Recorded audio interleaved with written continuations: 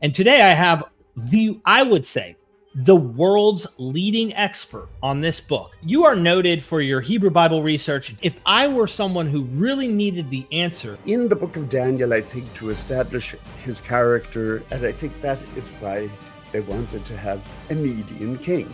What classicists would term realisms. The author of the book of Daniel actually thought there was a Darius the Mede. So you tell the story about the more famous person. From Daniel's point of view, this was a completely irrational.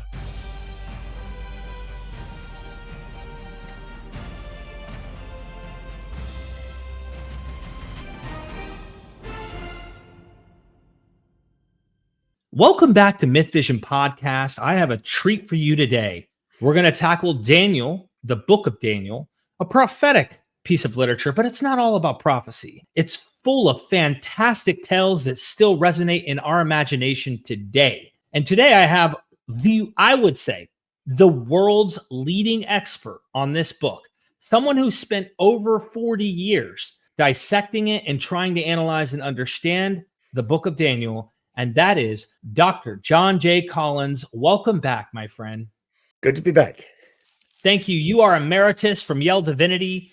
You were born in Ireland, but you're an American biblical scholar. You're Holmes professor, or were Holmes professor of Old Testament criticism and interpretation, if I'm correct. Correct. You are noted for your Hebrew Bible research, Dead Sea Scroll studies, apocalyptic stuff. You have several books. I loved the apocalyptic imagination. I go through your series all the time to try and wrap my head around what's going on here. And let's just hone in and waste no time. The book of Daniel is a very pivotal text used by not only late Second Temple Jews in their writings. We find Habakkuk, Pesher, at least this continuation of redating and calculating the fulfilled prophecies they expect. But even in Christianity, the Son of Man, dealing with the book of Revelation, which your wonderful wife wrote a powerful book on the combat myth pertaining to John's revelation.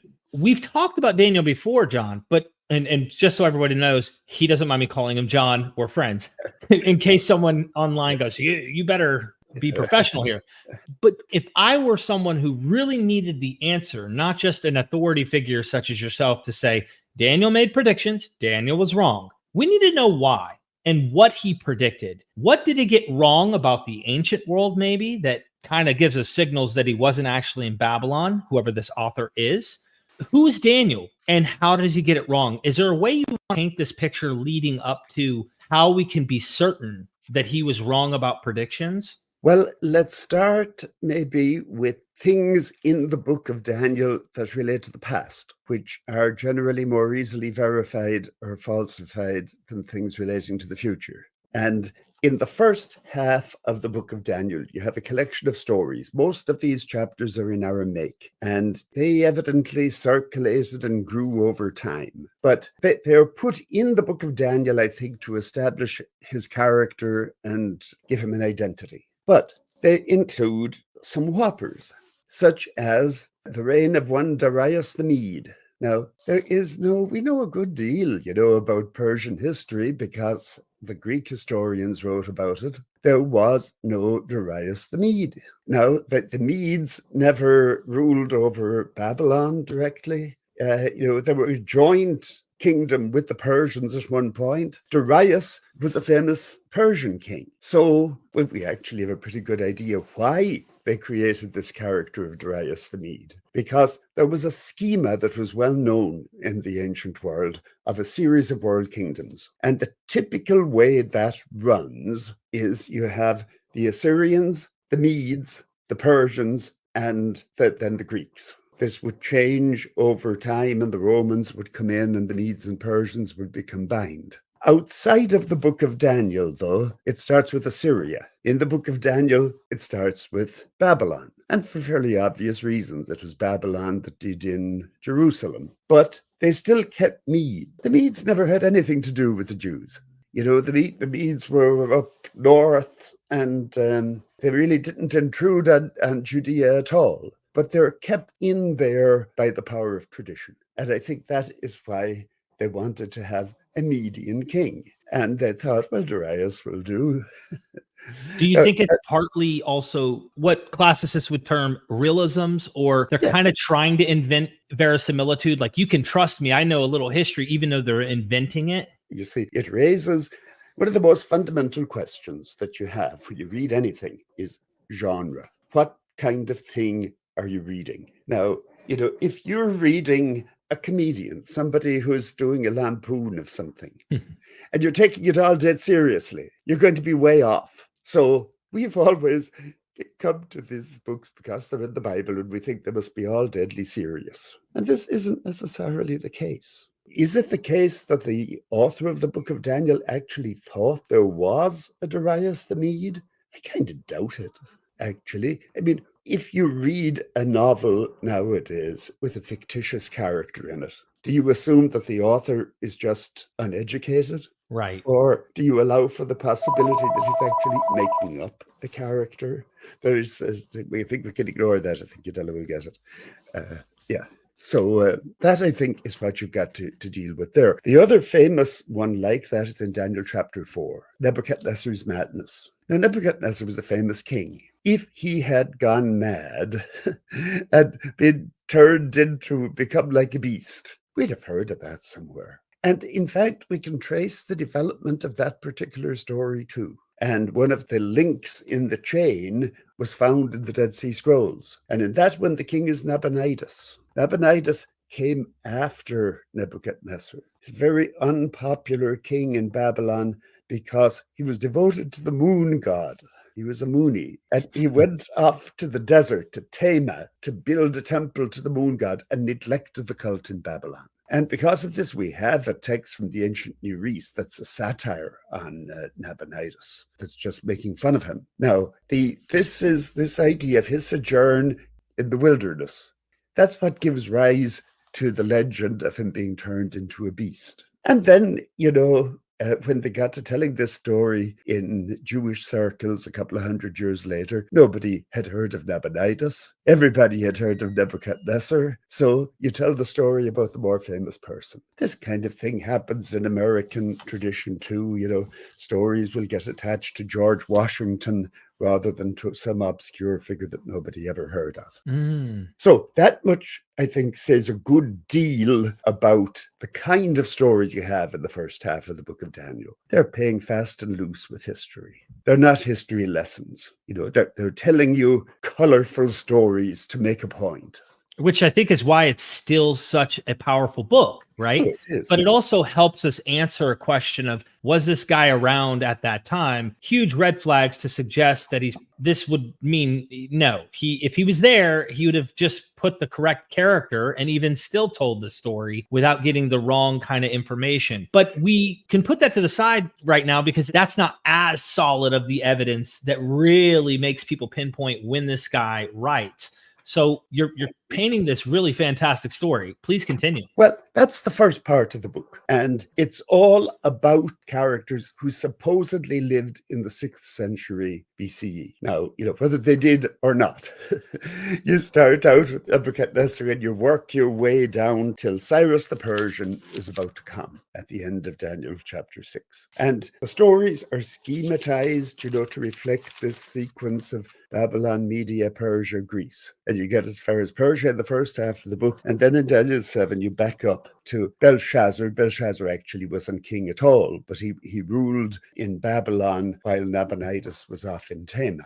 So you back up to Belshazzar and then you start all over again. But then from chapter 7 on, the punchline of every chapter has to do with events in Jerusalem in the 2nd century BC. Now, there's really no dispute about this. I think all the most fundamentalist of fundamentalist scholars would agree but they would say that this was all prophesied by Daniel several hundred years beforehand. Of course. But then you got to ask yourself, why was it that Daniel gave such intensive prophecies about a few years in the 160s BC and nothing beyond that? So now he actually had pretty good information about what was happening, because in chapter 11, he's talking, the angel Gabriel is giving him a history lesson, but he is supposedly giving it to him as a prediction. He says, I will tell you what's written in the book of truth and what is going to happen. And it starts off, 3 more kings shall arise in Persia. Actually, they weren't so good in Persian history. There were more than 3 kings after the time this was supposedly spoken. But anyway, the 4th shall be far richer than all of them, and he shall stir up all against the kingdom of Greece. Then a warrior king shall arise and shall rule with great dominion. And that is Alexander the Great. Nowadays we can cheat. You can have an annotated Bible, or you can look it up in Wikipedia. I think everybody in the ancient world was supposed to know who this great king was. And while still rising in power, his kingdom shall be broken and divided toward the 4 winds of heaven. Because Alexander died young, and his kingdom was divided among his generals, who are known as the Diadochi. And 2 of these become very important for the story. There's one of them in Syria. He is called the King of the North, and one in Egypt who is called the King of the South. And no names being mentioned, part of the technique, part of the genre here is that you make it sound like somebody is seeing this dimly. So you don't want to be too specific about it. Very clever, by the way. Yes. Then the King of the South shall grow strong, but one of his again, you can go through this with an annotated Bible, and you work your way on down until a figure comes on the scene in 1121. In his place shall arise a contemptible person, to whom royal majesty had not been conferred. He shall come in without warning and obtain the kingdom through intrigue. Armies shall be swept away before him, and so forth. And he shall stir up his power and determination against the king of the south with a great army. Now, if you've been correlating this with what's happening in the Hellenistic period, this is clearly enough Antiochus IV Epiphanes. And he invaded Egypt. He invaded Egypt actually twice. And he wanted to put his nephew on the throne. But actually, there's some speculation that he wanted to be king himself of Egypt. But anyhow, the king of the south shall wage war against him. This is Egypt. The king of the south is the Egyptian king that's fighting against Antiochus. Yes. And then the king of the north, Antiochus, shall return to his land with great wealth. But his heart shall be set against the Holy Covenant. Well, that's just kind of a gratuitous comment for the moment. At the time appointed, he shall return and come into the south. That's his second invasion of Egypt in 168. But this time it shall not be as it was before. For ships of the Kittim shall come against him and cause him to lose heart and withdraw. Now we have an account of that in the Roman historians. And the way the story goes, a Roman legate named Popilius Laenas met him on the beach outside Alexandria at a place called Eleusis, and demanded that he withdraw from Egypt, and drew a circle around him in the sand and said he wanted his answer before he stepped out of that circle. Now, Antiochus, even though Antiochus was sometimes referred to as the madman, he had called himself Epiphanes, which means God made manifest. And some people called him Epimanes, the madman. But he was no fool. And when the Romans told him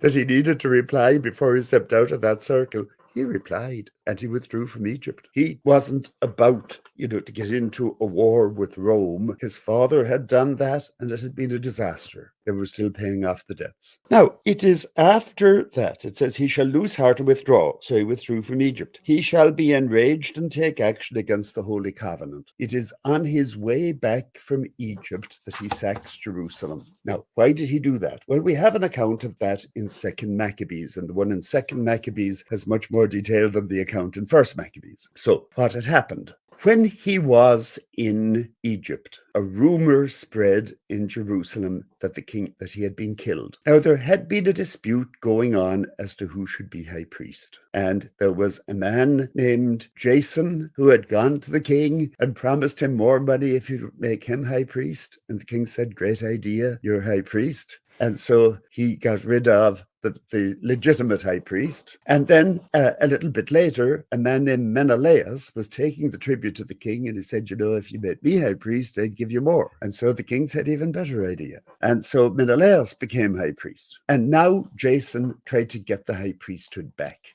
So Jason attacked Menelaus, and in effect, a civil war broke out in Jerusalem. When the king heard this, he took it that all Judea was in revolt. And He had just been humiliated in Egypt, and so on the way back, it says, forces, he shall be enraged and take action against the Holy Covenant. Forces by him shall occupy and profane the temple and the fortress. The fortress is, it's really, the temple itself was fortified. If you've been to Jerusalem and seen the Temple Mount, you know the kind of thing we're talking about. Right. Now, what was he actually trying to do?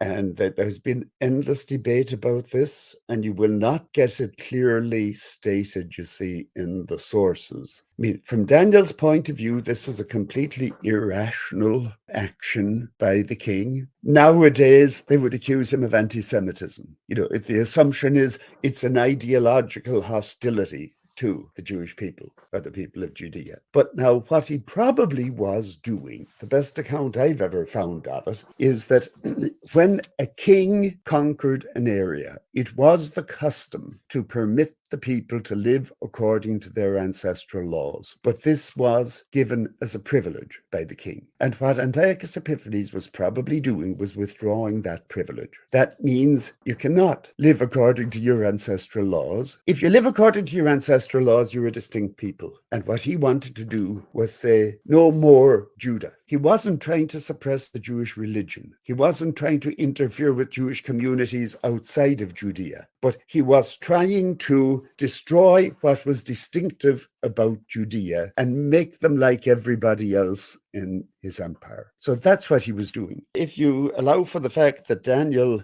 sees this as completely irrational, it's a well-informed account. He goes on, forces by him shall occupy and profane the temple and the fortress. They shall abolish the regular burnt offering and set up the abomination that makes desolate. Now, these are the things that kind of run through the book of Daniel, and you get them in 1st Maccabees too. So, first of all, the normal cult, a sacrifice in the morning and a sacrifice in the evening, and he abolishes that. From the viewpoint of a real believer in Judaism, this was disastrous. Right. This is how you stave off the anger of God, by giving him his breakfast and his supper. So this would have been disastrous. And on top of that, he erects what's called the abomination that makes desolate. Now, it's again not all that clear just what that is. Prevailing explanation of it is that it was in pagan temples, in Syrian temples, they had typically horned altars. And apparently he put one of these horned altars on top of the great altar of sacrifice in the Jerusalem temple. And this was said to make desolate. And that in Hebrew, it's shikutz meshomem. Shikutz is an abomination. Right. It's the same word that gives you shiksa.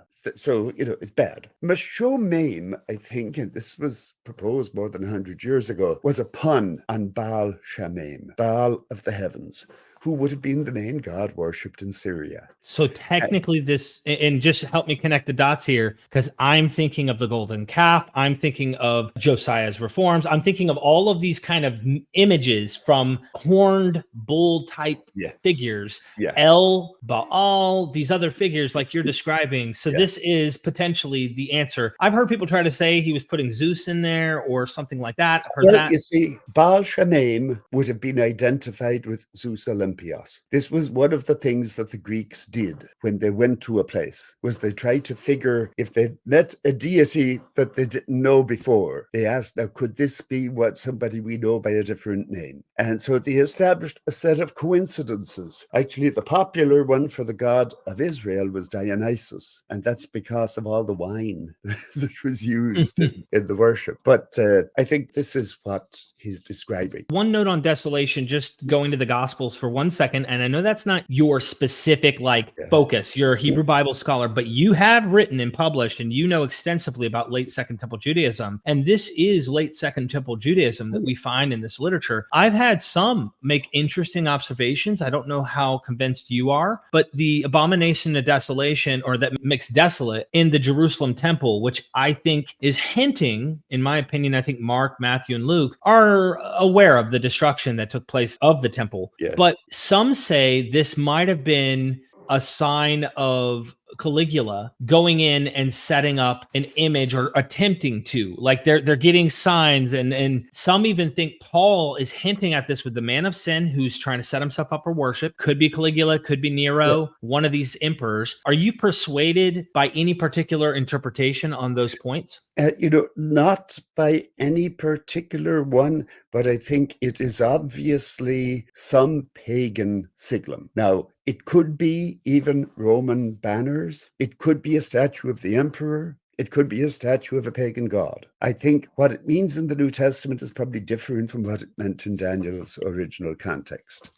Right. But it is some symbol of pagan religion or pagan power that they figured didn't belong in the temple. You would never interpret that as these are rebels or zealots or Jews in any way. No.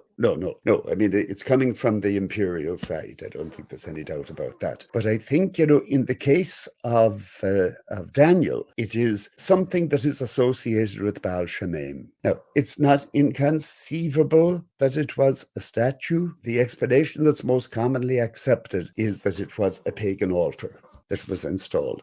Now, this is in line with what you read in 1st and 2nd Maccabees. And so the assumption is Daniel is doing fine here. He will seduce with intrigue those who violate the covenant. So some people say, yes, your majesty, this is what you want. This is what we will do. But the people who are loyal to their God shall stand firm and take action. What action will they take?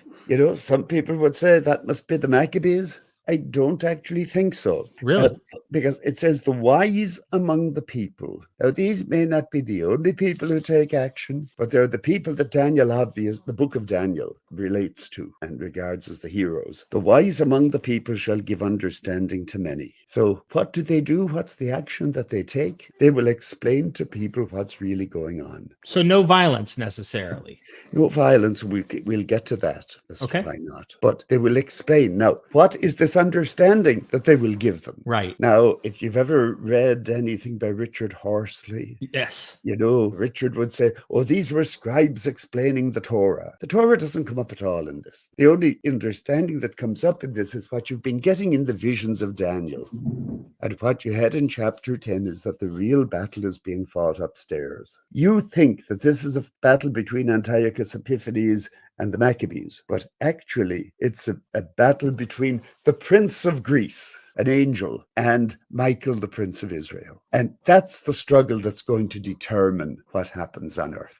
May I just point out one thing, and I'd love to get your comments on this, because Elaine Pagels was instrumental in my observation on Origins of Satan, how much on the spiritual realm, an alternative realm, that there were, celestial battles and wars between principalities and rulers. We see it in Paul, and how they actually, while they're speaking in this language, like you're describing a prince, an angel of Greece, or these spiritual beings, these godly beings, immortal beings are fighting. There is a reflection often that humans are also doing that. So I guess my question is saying, while it is talking about what you're saying, is it also possibly reflecting what's going on between the Maccabees and Antiochus in your view? Well, let's see what he says first. Okay. The wise among the people shall give understanding to many. For some days, however, they shall fall by sword and flame and suffer captivity and plunder. When they fall victim, they shall receive little help. NRSV says a little help. I would prefer to just say little help, which is to say not much. Now, St. Jerome, who translated the Bible into Latin,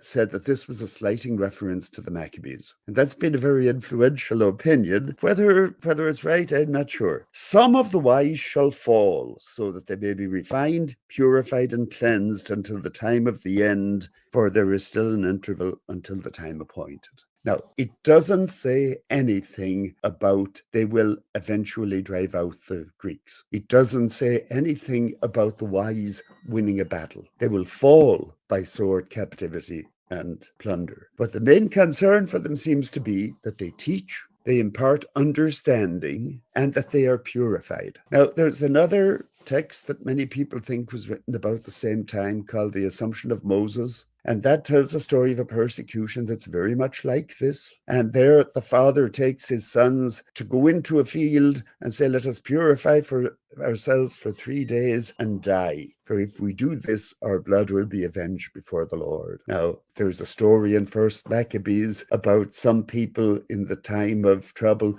who fled to the wilderness, and the soldiers surrounded them on the Sabbath. And these were pietists, and they wouldn't fight on the Sabbath. So they were all killed. And the Maccabees said, to hell with that. Right. You know, it's all right to break one commandment if you can then be alive to keep the rest of them. So I figure Daniel was on the side of the people in the cave, or was more like the people in the cave. But really, to circle back now, though, to your question of how do we know that Daniel was wrong, got some things wrong. Up to this point, you see, everything that has been supposedly prophesied happened. Then it says the king shall act as he pleases. He shall pay no respect to the gods of his ancestors, and so forth. And at the time of the end, in verse 40, the king of the south shall attack him. The king of Egypt did not attack the king of Syria after these things happened in Jerusalem.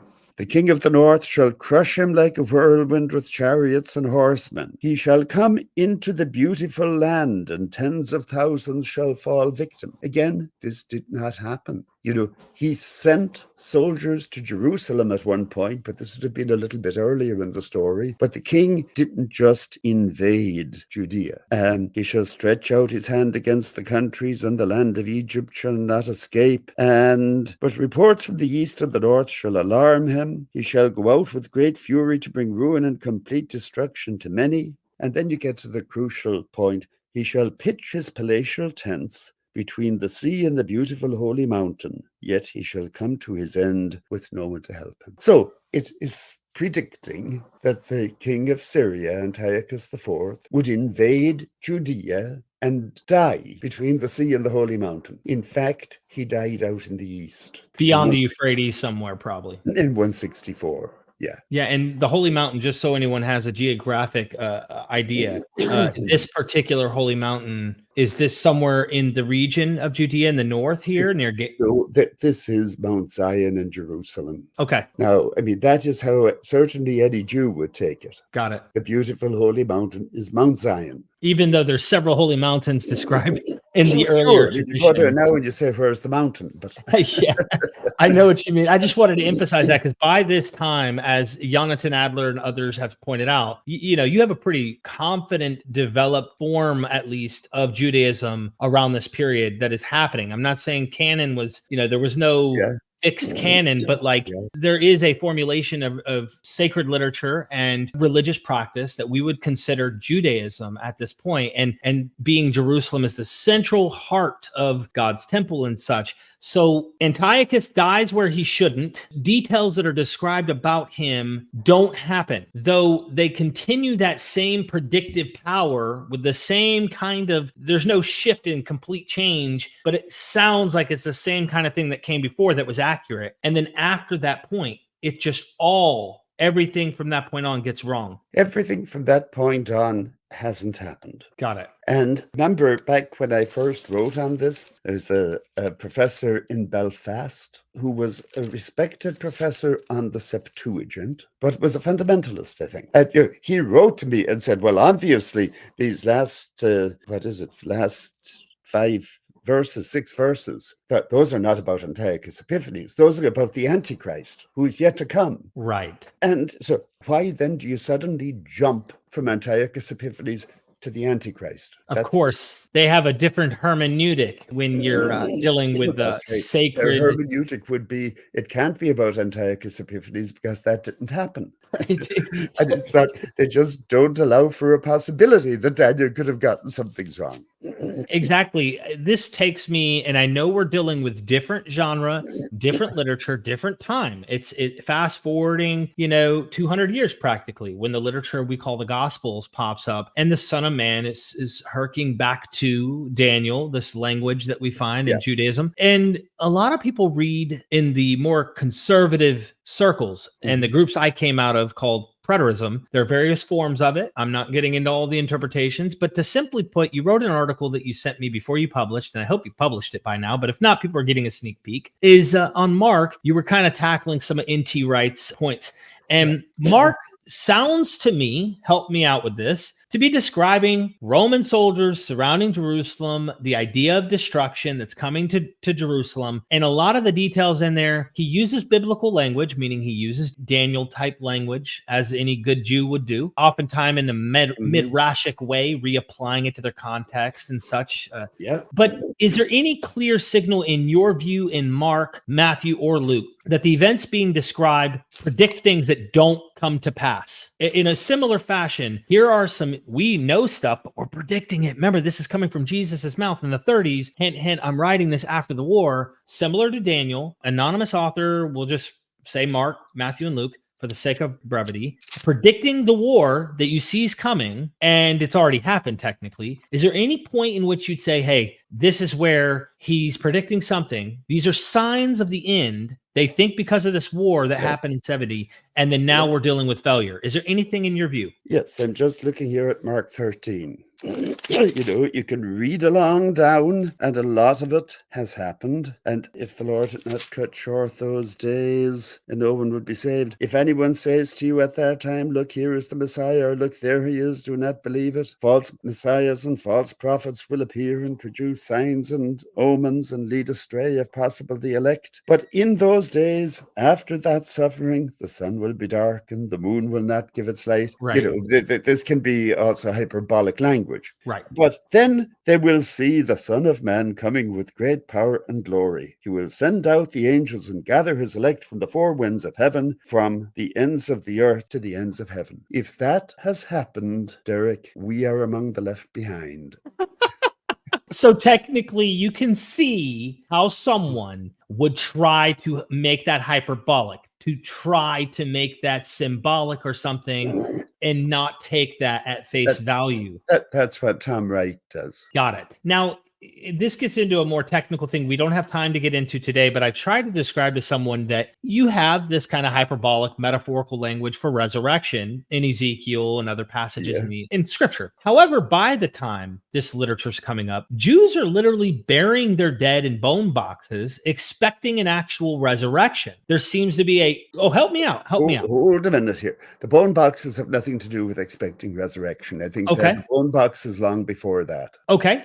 Help me out. Correct me. The bone boxes, it was a way of being gathered to your ancestors. Okay. I thought there was some significance to it. Ideally, you were buried in the same tomb as your parents and your grandparents. And then, at some point, somebody tidies up and puts the bones in boxes. And that's just a way of, creating order. Now, if you believed in resurrection, I suppose, then you might relate it to that. But not all Jews did. Got it. But the belief in resurrection was certainly prior to the resurrection of Jesus. Absolutely. As Paul says, if there is no resurrection of the dead, then Christ has not been raised. That's an odd thing to say. I'm a skeptic. I'm not persuaded. That's an odd thing to say if you take my point of view, right? As I'm approaching this critically, and I'm thinking, why would he say that? He says he rose, but he's maybe being rhetorical with the Corinthians and saying hey, look, if you don't buy this resurrection thing that we Jews have had, or maybe he's saying something to that effect. You see, he's writing to the Corinthians, and he's writing to people who had great trouble with the idea of resurrection of the dead. Mind you, not unreasonably. Right.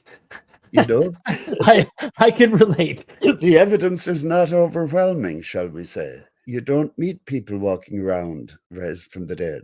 So that's, I think, why Paul puts it that way. Now, and Daniel is the only book, I would say, in the Hebrew Bible who has a real resurrection. At that time, Michael, the great prince, protector of your people, shall arise. This tells you, where the real battle is being fought, in heaven. And at that time, your people shall be delivered, everyone who is found written in the book. That is also an innovation. because not all your people will be saved. Only those who are written in the book. Right. You know, he's keeping a book, he's writing it twice, and he's putting in who's naughty and who's nice.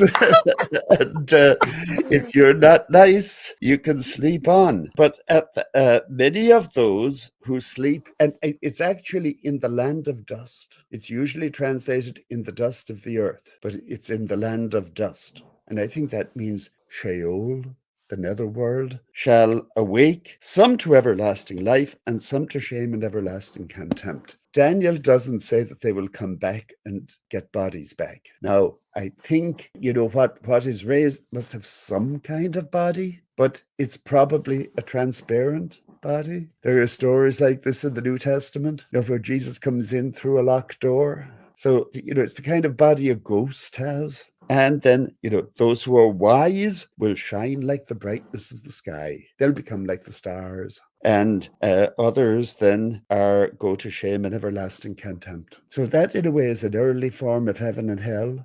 As Daniel has it, I think it's experimental, that it's not fully worked out yet. Not everybody gets assigned either up or down, but the very good go up, the very bad go down. And there seems to be allowance that some people just may not rise at all. So it makes me want to know maybe what influenced these ideas, if it's Persian, if it's Greek or what. It just fascinates me to wonder about this, but I don't want to die on any hills of genetic connections or potential influence, because we can't be too confident on that. There are some parallels in Greece for the idea of astral immortality, but it wasn't all that common. Now, whether that played a part in it, we don't really know. I think the main idea seems to be that they thought that the good would be taken up to join the heavenly host. And you get that also in the book of Enoch.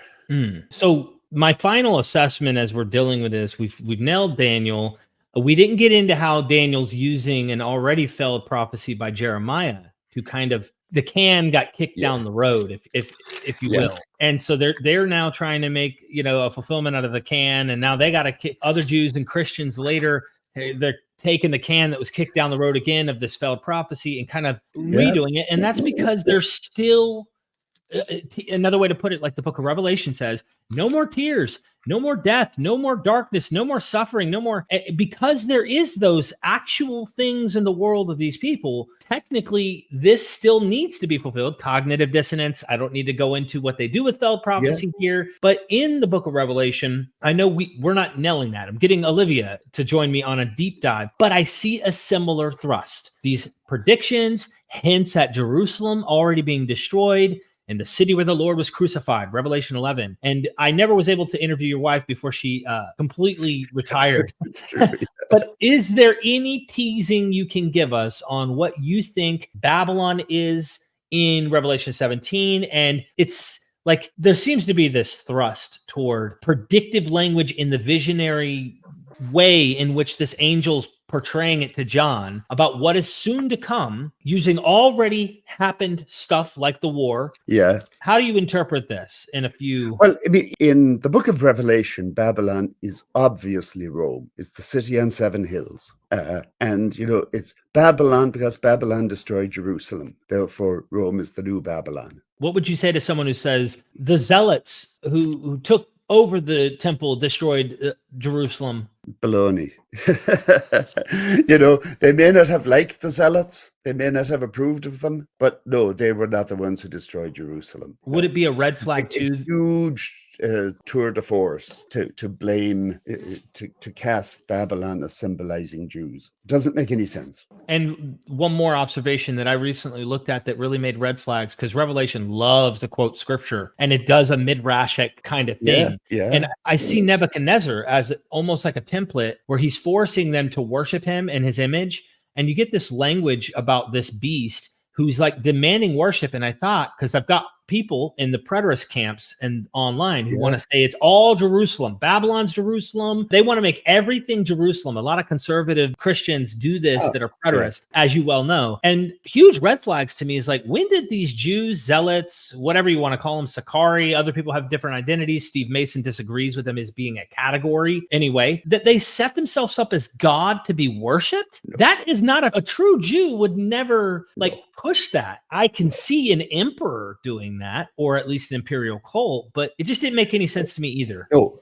I mean, what you will find is that people think sometimes that the destruction of Jerusalem was triggered by the Zealots, by the impious actions that were done in Jerusalem, and therefore God allowed the Romans to destroy it. Got it. But you will not ever find them saying that the Zealots were the ones who destroyed it. Got it. Okay. So they could have played a part. Wrong. You are fantastic. On this business of reinterpretation, are you familiar with 4th Ezra? I am. I'm not as familiar, of course, like off the top of my head and memorizing the whole thing, but I have read it. Towards the end of 4th Ezra, there are a few great visions, and then an angel explains them to Ezra. And at one point, it sees an eagle coming up out of the sea, which isn't a very felicitous image in a way. It's heavy-handed, but the eagle is Rome, obviously. And he says to Daniel, now this, to Ezra, this is the 4th beast that I showed in a vision to your brother Daniel, but I didn't explain it to him the way I'm explaining it to you.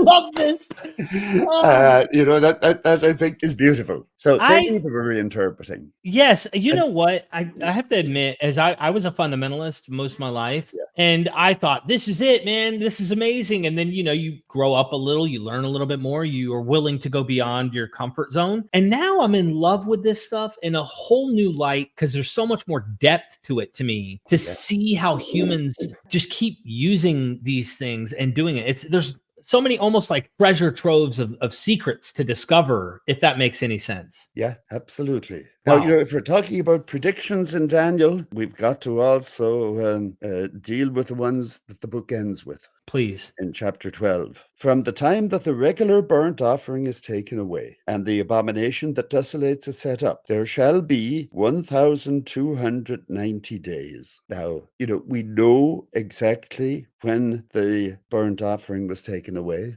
We may not know the exact date at this point, but we know the year, certainly. And 1,290 days. And then the next verse says, happy are those who persevere and attain the 1,335 days. Now, so you're given two different numbers. Why? You've referred to cognitive dissonance and Leon Festinger's famous book, When Prophecy Fails. This is a well-known phenomenon, say, with the Millerites and those people in the 19th century. If your prophecy is not fulfilled, what's the first thing you do? Recalculate. You say, maybe I made a mistake in the math. Right. Maybe the Lord has given us an extension. And it takes quite a while before you come round to saying, gee, I was wrong about that. You remember Harold Camping? Yes, sir. A little over 10 years ago, predicted the end of the world in some days in August. And, he was interviewed afterwards, if you know Zeke Peastrap. Yes. Well, Zeke interviewed him, and Camping actually said, well, I guess I got that wrong. And I must say, this increased my respect for Harold Camping enormously. He was at heart an honest man, and he was able to admit that he got something wrong. Wow. Now, but in the case of Daniel, Josephus, writing, 200 years later, or a bit more, said, Daniel was the greatest of the prophets. He not only said what would happen, he said when it would happen. And you want to shake Josephus and say, but Josephus, he got it wrong. And Josephus, I'm sure, would have said, oh, no. You just have to interpret it. Another calculation. It's a mystery. And, people have taken these numbers and reinterpreted them in every century since then. And the 490 year, right? Yes. So, and one thing is like with the Lord, 1,000 years is as a day. Well, if that's the case, it could be quite a while yet. Exactly. And didn't he end up drawing the conclusion that Vespasian was the predicted Messiah, which was odd? Jews would have never. This was Josephus. Right. The reference was to an ambiguous oracle, as he calls it, that a man from the east would rule the world. And we don't really know what that oracle was or where he got it. But his stroke of genius when he was captured by the Romans was to say, that's Vespasian. That is you, Vespasian. And Vespasian was impressed. And indeed, Vespasian then became Roman emperor. And this proved that Josephus was a prophet. Right. Wow. This was a conversion like what we have seen with J.D. Vance. Of somebody who goes from fighting the Romans to somebody who goes predicting the next ruler of the world. Dr. Collins, there's so much to dive into with your works. I really appreciate this. We now have high confidence. We should. Daniel made predictions that did not come to pass at the end there. We didn't even really ask why this is written and what was, a little psychology. But, I know that Jonathan Z. Smith and others talk about this, in blessed memory, about the idea of why write apocalypses to begin with. And this one idea, I'd like to end on this, if you're okay with that. And that is, a lot of people online have come up with the idea that really it's Jerusalem. They see a constant condemnation of Jerusalem in the Gospels. They think Paul's pro-Roman because in Romans 13, he says, pay your taxes, and God put Rome in control.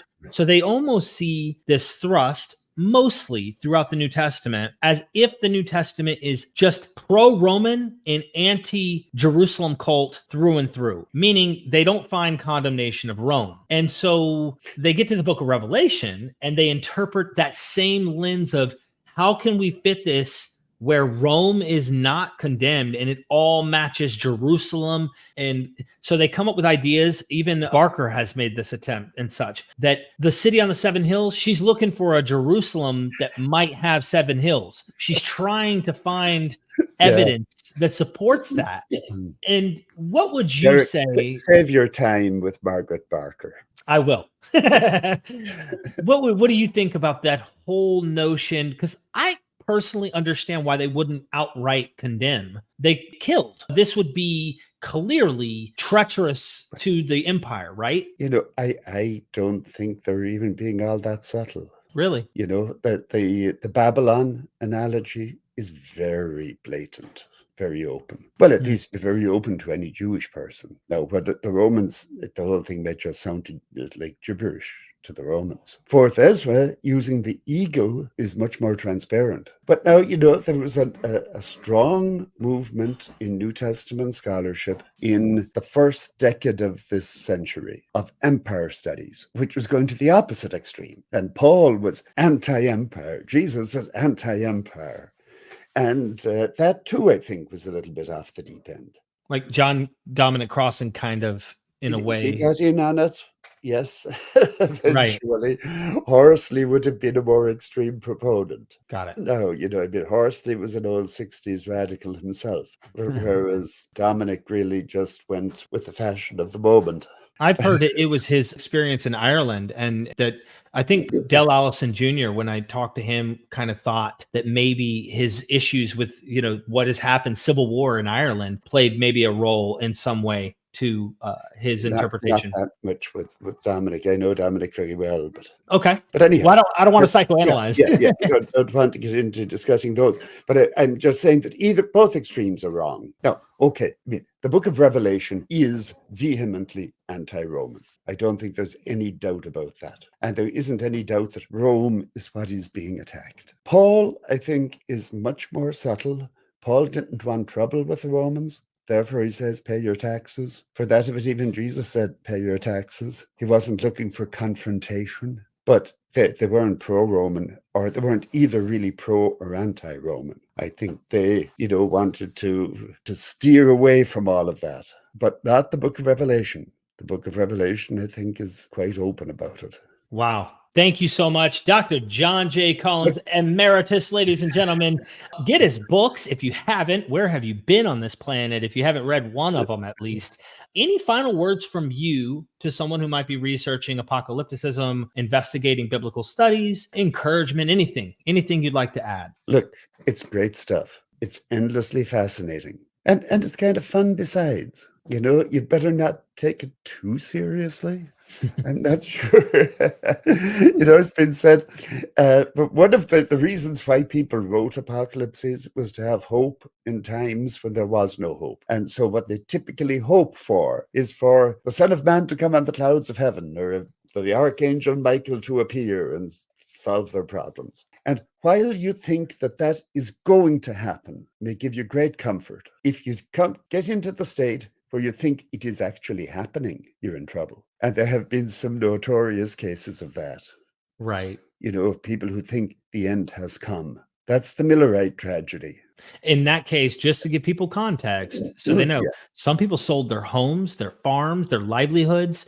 And I think this happened with camping, Harold Camping as well. Some of the devout followers Yeah. believed it was happening and literally got rid of their property. I mean, forsake your goods, right? You're going to heaven, baby. That's scary that people actually are Yeah. believing this stuff, literally. So keep it in the future.